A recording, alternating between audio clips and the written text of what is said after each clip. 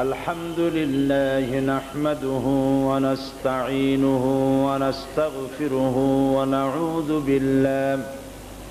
ونعوذ بالله من شرور أنفسنا ومن سيئات أعمالنا من يهد الله فلا مضل له ومن يضلل فلا هادي له ونشهد أن لا إله إلا الله وحده لا شريك له ونشهد أن سيدنا وحبيبنا ومولانا محمدا عبده ورسوله الذي أرسله بالحق بشيرا ونذيرا وداعيا إلى الله بإذنه وسراجا منيرا فقد قال الله تعالى في كلامه المجيد وفرقانه الحميد أعوذ بالله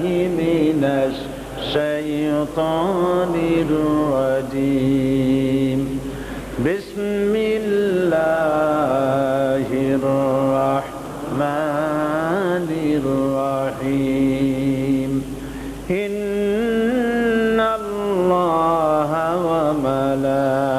وملائكته يصلون على النبي يا أيها الذين آمنوا صلوا عليه وسلموا تسليما اللهم صل على سيدنا مولانا محمد وعلى آل سيدنا مولانا محمد প্রাণ খুলে মহব্বতের সাথে সবাই পড়েন আল্লাহুম্মা সাল্লি আলা সাইয়্যিদিনা মাওলানা মুহাম্মদ ওয়া আলা আলি সাইয়্যিদিনা মাওলানা মুহাম্মদ বালাগাল উলা বিকামালিহি كشف الدجى بجماله حسنت جميع خصاله صلوا عليه होना ये फूल तो बुलबुल का तरन्नुम भी न हो चमन दहर में कलियों का तबस्सुम भी न हो बलगल उला बिकमालिही कशफत दुजा बिजमालिही हसनत जमीअ खसालिही सल्लू अलैहि नसीमा जानबे बतहा गुजर कुन ज़हवालम मुहम्मद रा खबर कुन बलगल उला बिकमालिही कशफत दुजा बिजमालिही हसनत जमीअ खसालिही सल्लू अलैहि व आलिहि अल्लाहुम्मा आमीन रब्बना ज़लमना अनफुसना व इन लम तग़फिर लना व तरहमना लनकूनन्ना मिनल खासिरिन ऐ अल्लाह ताआला হাজার হাজার মুসলমান নরনারী ইস্ট লন্ডন মসজিদে দুদিন ব্যাপী মাহফিলের আজকের এই সমাপনী দিবসে আসরের নামাজের পরে কয়েকবার দরুদ ও সালাম পড়ে হাত তুলেছি মেহেরবানি করে দরুদ ও সালাম টুকুন সোনার মদিনায় নবী পাকের রওজা মুবারকে পৌঁছিয়ে দাও तमाम পৃথিবীর মাটির নিচে যত মুমিন মুমিনাত শুয়ে আছেন তাদের আরওয়ার পরে সওয়াব পৌঁছিয়ে দাও রব্বুল আলামিন এই মাহফিলের আয়োজন যারা করেছেন আর শোনার জন্য যারা এসেছেন কিয়ামতের দিন মুসিবতের সময় এ মাহফিল আমাদের সকলের জন্য নাজাতের জরিয়া বানিয়ে দিও আল্লাহ। ইয়া রব करम तू अगर करे वो बात दे जुबां को जो दिल पर असर करे।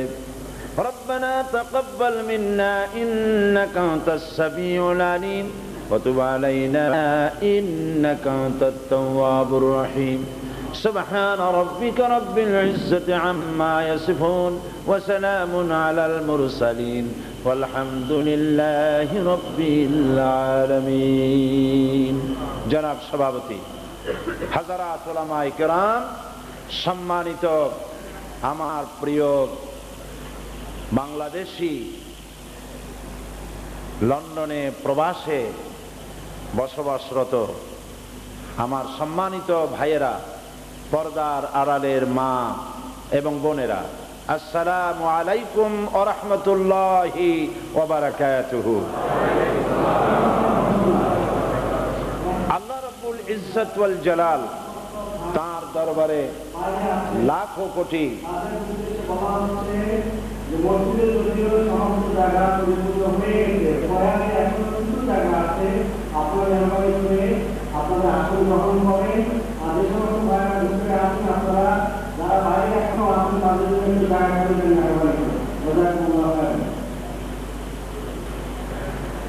তো আল্লাহ রাব্বুল আলামিনের দরবারে আমরা লাখো কোটি শুকরিয়া আদায় করি যে মহান আল্লাহ তাবারক ওয়া তাআলা আমাদের কাজ আসরের নামাজ বা জামাআত আদায় করার তৌফিক এনায়েত করলেন।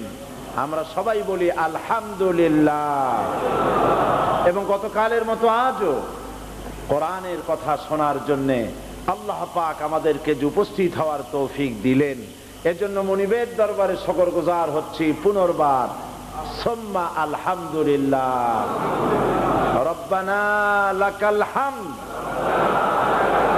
হামদান কাসীরান তাইয়িবান মুবারাকান ফীহি ইয়া রাব্বি লাকাল হামদু কামা ইয়ানবাগি লিজালালি ওয়াজহিকা ওয়া আযীমি সুলতানিকা।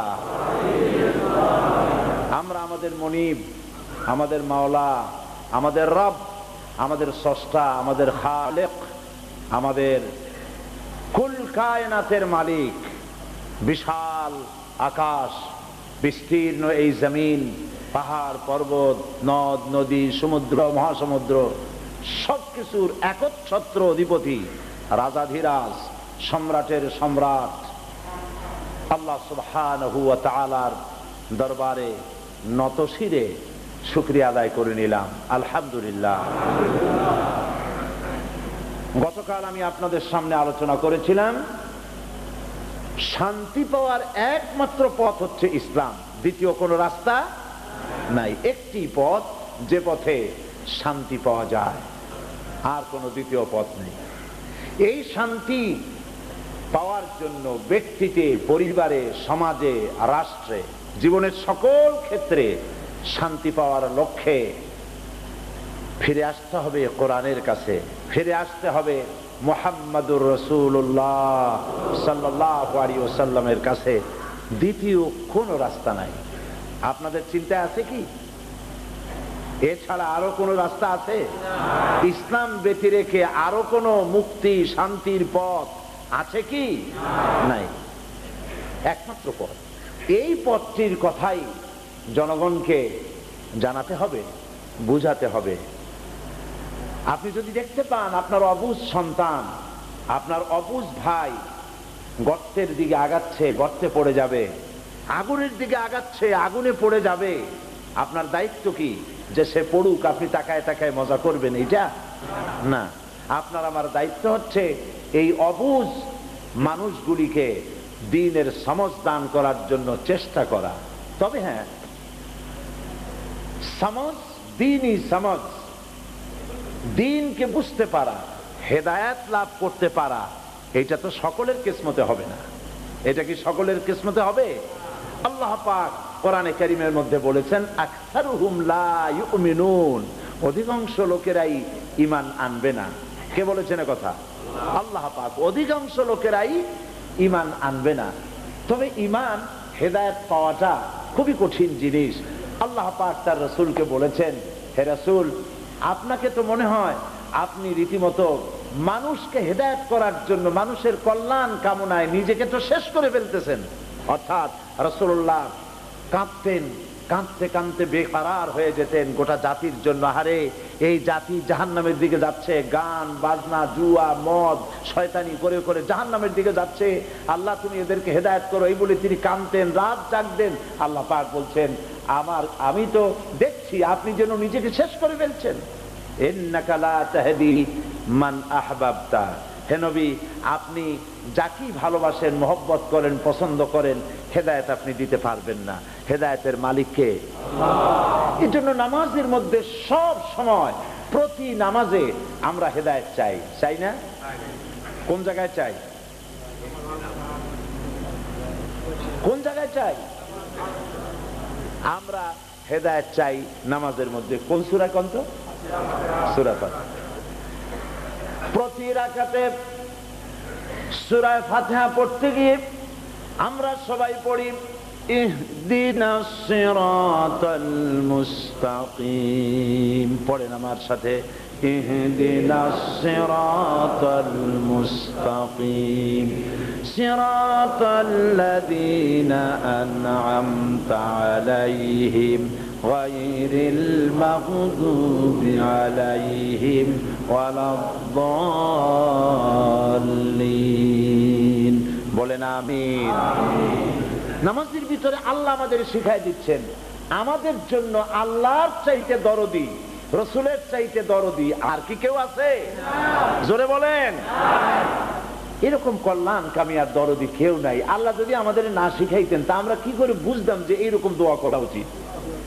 আল্লাহর যে শান, তিনি যে কত বড়, কি বিরাট, কি বিশাল, সে আল্লাহ পাকের কাছে তিনি আমার স্রষ্টা, আমি তার কীটানুকীট দাস, আমি তার গোলাম। রবের কাছে কেমনে চাইতে হবে তা তো আমি জানি না, আমার রব আমাকে শিখাই দিচ্ছেন। সুবহানাল্লাহ। মনে পড়ল এক কিতাবের কথা। এক কিতাবের মধ্যে দেখেছি একজন বাদশাহ একজন কৃতদাস ছিল। বাদশার গভীর রাত্রে কৃতদাসের দরকার হয়েছে, কি কাজের জন্য প্রয়োজন হয়েছে? রাত তৃতীয় প্রহর। তৃতীয় প্রহর বোঝেন তো? এটার কি বল? মধ্যরাতের প্রহর। জি, মিডল নাইট শেষ হয়ে গেছে, মানে 2/3 চলে গেছে। রাজার দরকার হয়েছে কৃতদাসের।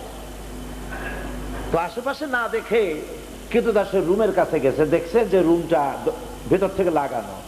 বাইরে দাঁড়ায় শুনতেছে কৃতদাস বলতেছে, আয় আমার রব, তুমি আমারে কত ভালোবাসো, তুমি আমারে কত দয়া করো, তুমি আমারে কত মহব্বত করো, কত দয়া করে তুমি আমারে বানাইছো, কত দয়া করে আমার দুইটা চোখ দিছো, কত দয়া করে আমাকে স্বাস্থ্য দিছো, শোনার জন্য কান দিছো, বিবেচনা করার জন্য আমাকে বিবেক দিয়েছো, তুমি আমাকে কত মায়া করো, কত মহব্বত করো। রাজা শুনে খুব রাগ হয়ে গেছে। কয়, বেটা কৃতদাস, আল্লাহ তোরে ভালোবাসে, আমি রাজা, এরকম কথা আমি বলতে পারি? আরে তুই বেটা কৃতদাস, তোরে কেমনে আল্লাহ ভালোবাসে? খুব মেজাজ গরম হয়ে গেছে। দরজা খুব জোরে কিল মারছে। দরজা খুলে দিয়েছে কৃতদাস। রাজা বলছে, এই বেটা কি বলতেছিলি? তো খুব ভড়কে গেছে। কি বলতেছিলি বল? কয় যে আমি দোয়া করতেছিলাম। তুই কি এরকম বলতেছিলি যে আল্লাহ তুমি আমারে ভালোবাসো, তুমি আমারে দয়া করো? কয় এরকম তো বলতেছিলাম। তো সাহসটা কি? আল্লাহ তোরে ভালোবাসে, তোরে মায়া করে, তুই হচ্ছে কৃতদাস। কৃতদাস বলছে, জাহাপানা আপনি কখন উঠছেন? তো বলছে, এই যে কেবল উঠলাম। এতক্ষণ কি করেছিলেন? আমি আরামে ঘুমাইছিলাম।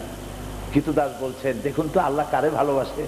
আপনি বিছানায় আরাম করে ঘুমাইছেন, আর আমাকে যে আল্লাহ আপনাকে অনেক দীর্ঘক্ষণ ঘুম পড়ায় রাখছে, সেই আল্লাহ আমাকে গভীর রাত্রে উঠাইয়া তার কাছে কামবার তৌফিক দিয়েছে। ভালো আপনারে বাসেন, আমারে বাসলো।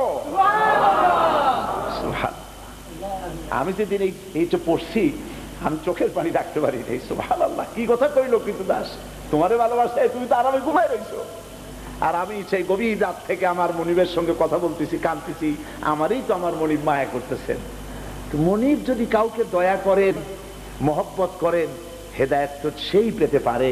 তিনি দয়া করে আমাদেরকে শিখাই দিয়েছেন, বান্দা বুঝবি তো না কেমনে দোয়া করা লাগে, এইরকম দোয়া কর আমার কাছে। সুবহানাল্লাহ। সূরা ফাতিহা রীতিমতো একটা দোয়া। সূরা ফাতিহা কি? একটা দোয়া ইটসেলফ।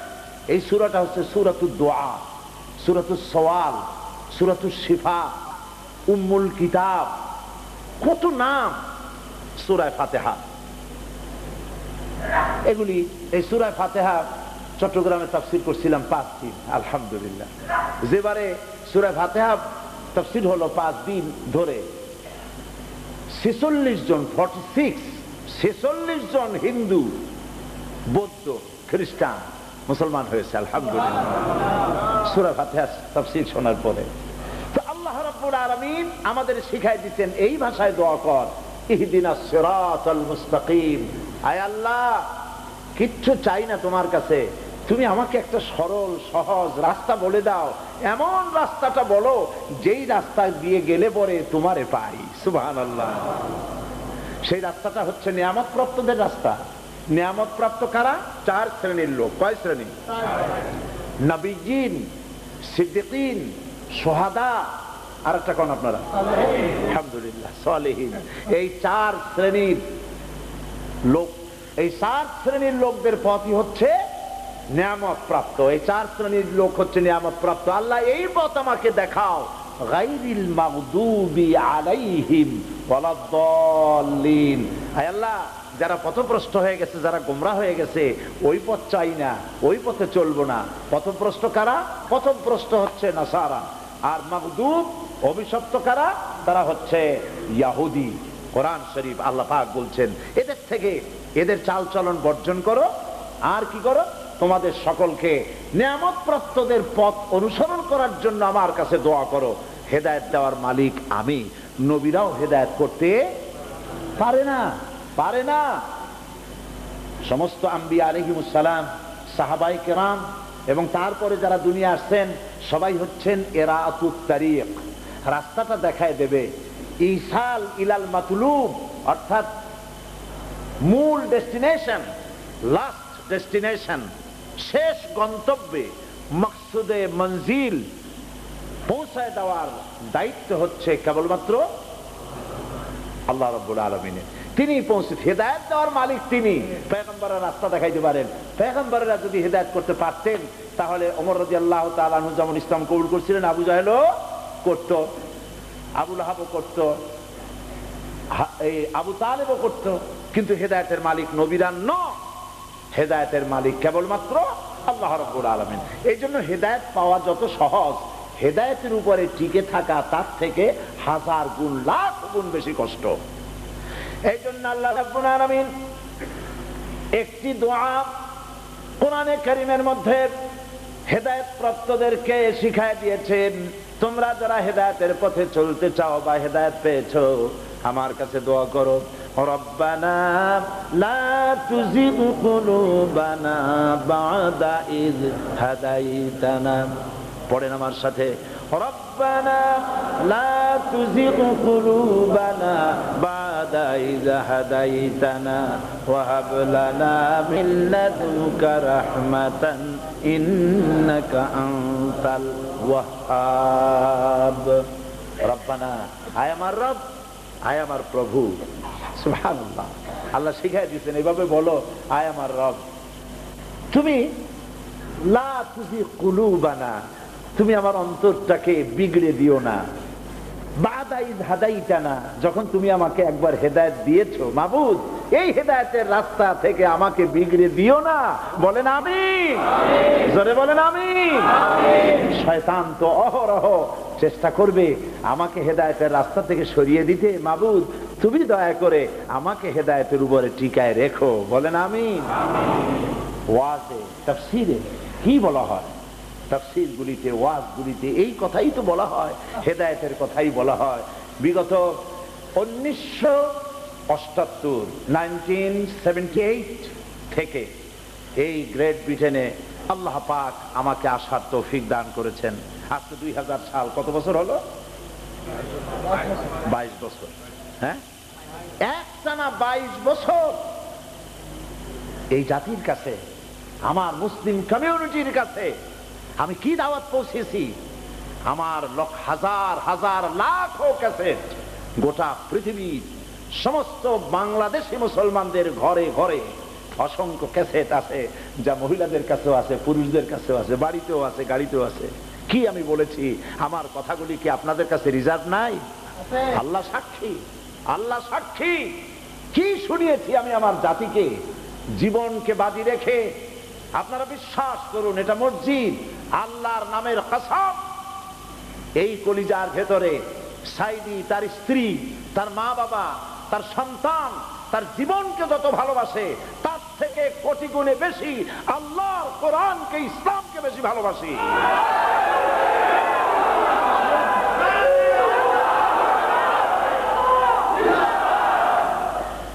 জীবনকে মৃত্যুর সঙ্গে বাজি রেখে জাতির কাছে ঘরে ঘরে, দুয়ারে দুয়ারে, আনাচে কানাচে, দেশ থেকে দেশান্তরে আল্লাহ পাকের দরবারে নতশিরে শুকরিয়া জানাই। তিনি দয়া করে পৌঁছিয়েছেন মানুষের কাছে, মানুষের কাছে দিনের কথা বলেছি ভাইরা হেদায়েতের পথে থাকুন, সন্তানগুলিকে বাঁচান। আপনারা যারা আমার সামনে সিলেটি ভাইয়েরা বসে আছেন, কলিজা দিয়ে মহব্বত করি আর প্রশ্ন করি, আপনাদের সন্তানেরা, যুবক ছেলেরা আজকে এই দেশে যারা বসবাস করছে, আমাদের ছেলেপেলেরা, আমি তো এখানে থাকি না, আপনারা থাকেন, আপনাদের সন্তান, আপনাদের ছেলে, আপনাদের মেয়ে, তাদের ব্যাপারে আপনারা চিন্তিত কিনা বলেন? আপনাদের মাথায় চিন্তা কিনা বলেন? এই এলাকা ইস্ট লন্ডন বাংলাদেশি মুসলমান দিয়ে ভরা।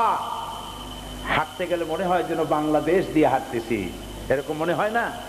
কিন্তু আপনার ভাইয়ের এলাকার যুবক ছেলেপেলে আজ ড্রাগ এডিক্টেড হয়ে গেছে।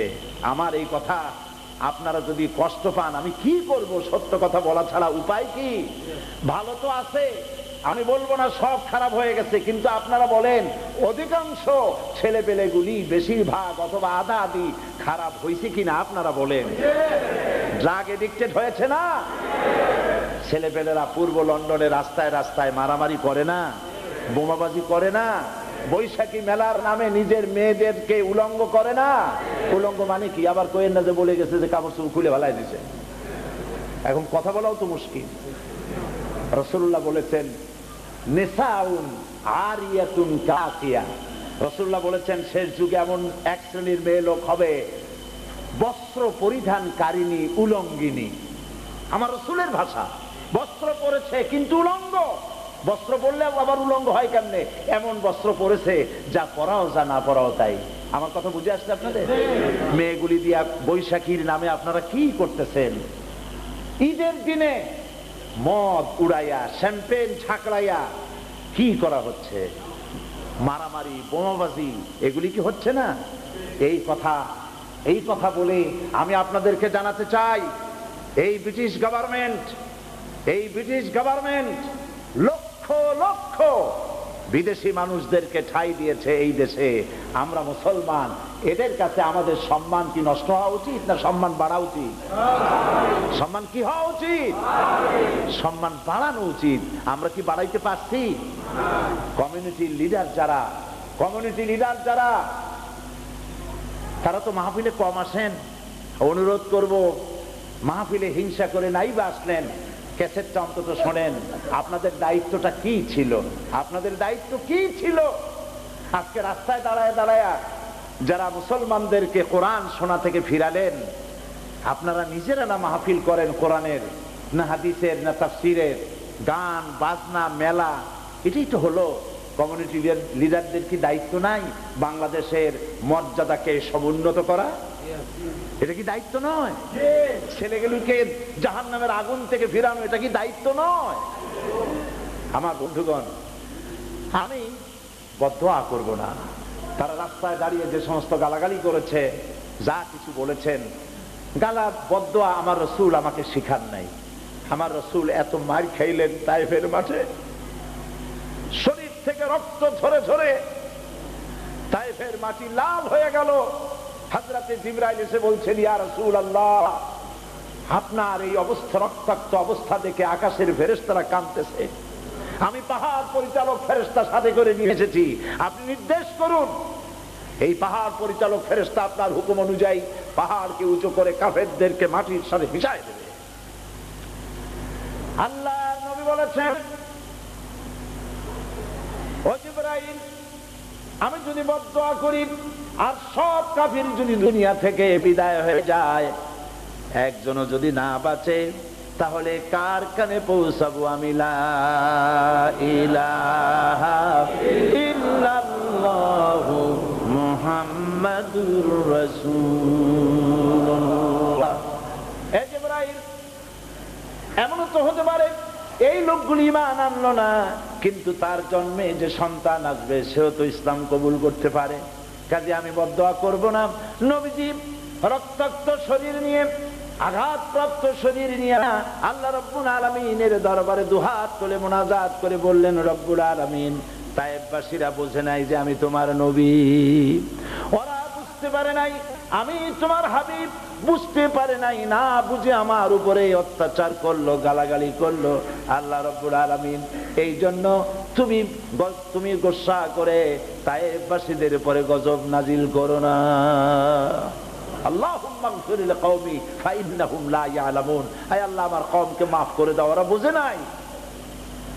যারা আজকে বিরোধিতা করলো, আল্লাহর কাছে দোয়া করি, আল্লাহ তুমি দয়া করে হেদায়েত নসিব করে দাও, দয়া করে হেদায়েত নসিব করে দাও, তাদের কলিজার আগুন, হিংসার আগুন নিভায় দাও।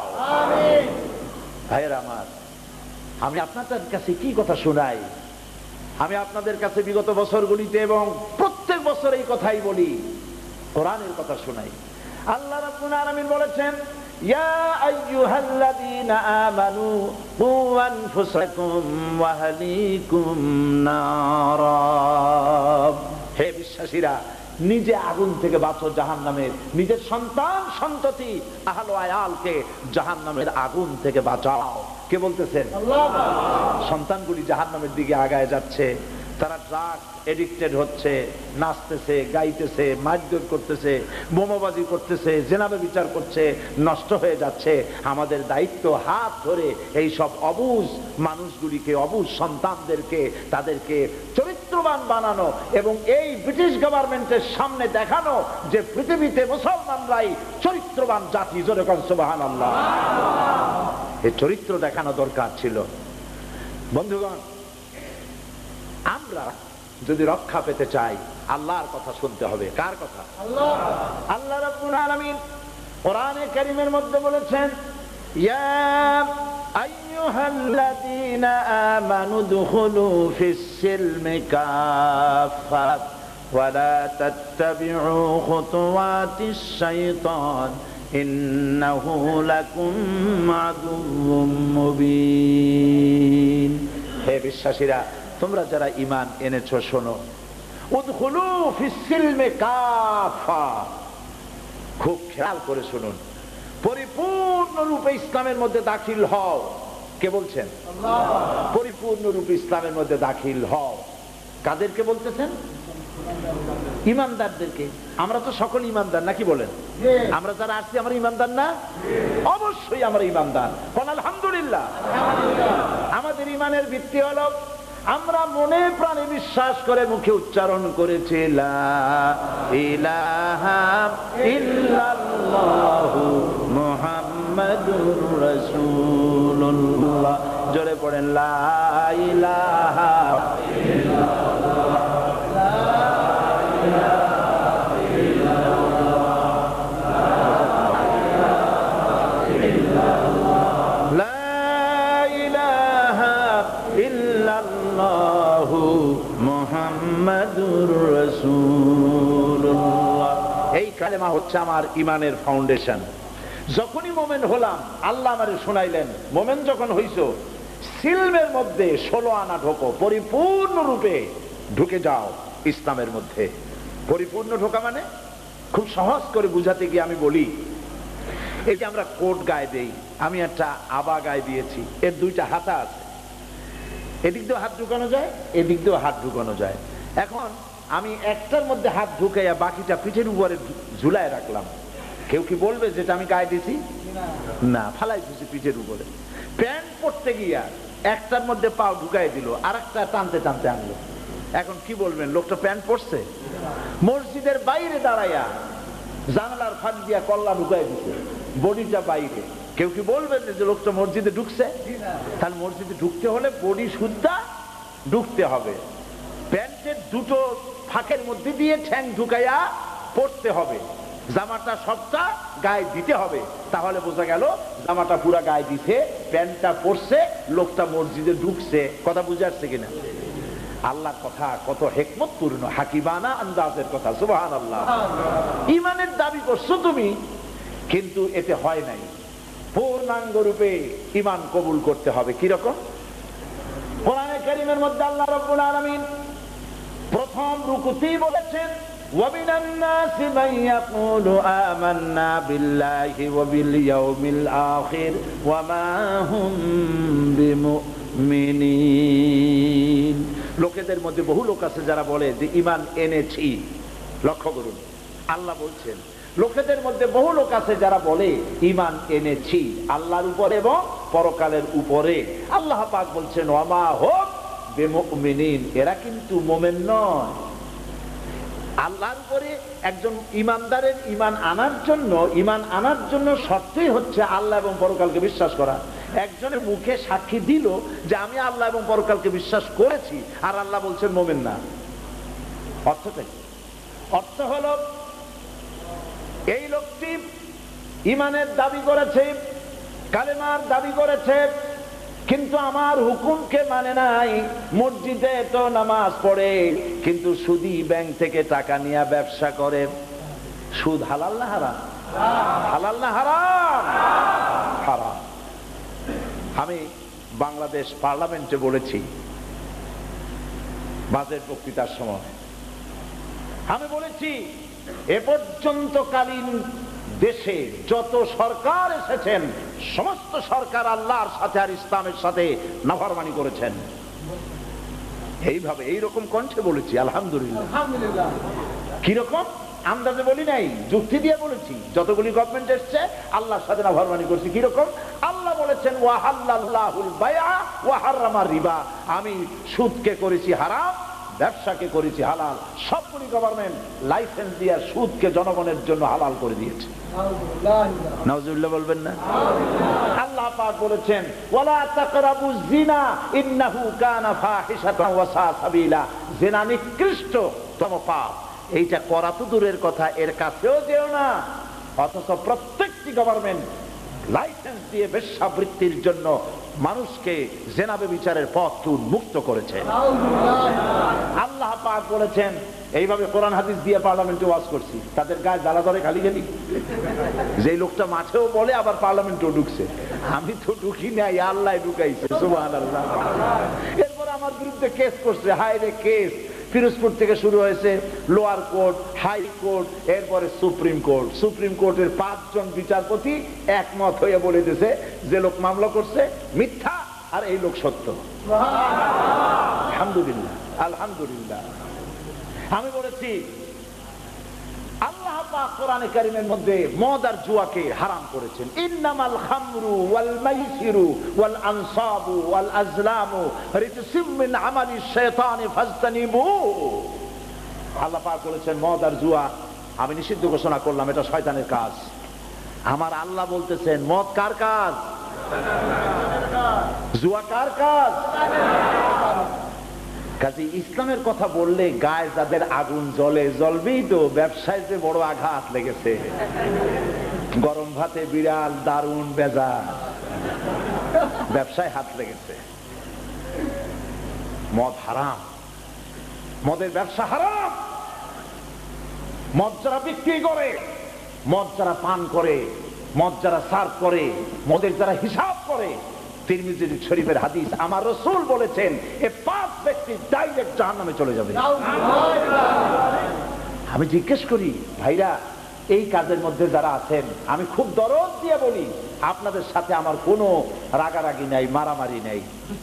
আপনার বাড়ির পাশে কি আমার বাড়ি? আমি কি আপনার আইল ছেড়ছি? আমি কি আপনার হালের গরু পিটায় মারছি? আমি কি আপনার পাকা ধানে মই দিছি? আমি আপনাদের কল্যাণকামী। মুদির ব্যবসা যারা করেন সারা রাত আপনারা জাগেন, খুব কষ্ট করেন, সারাটা রাত জেগে জেগে ব্যবসা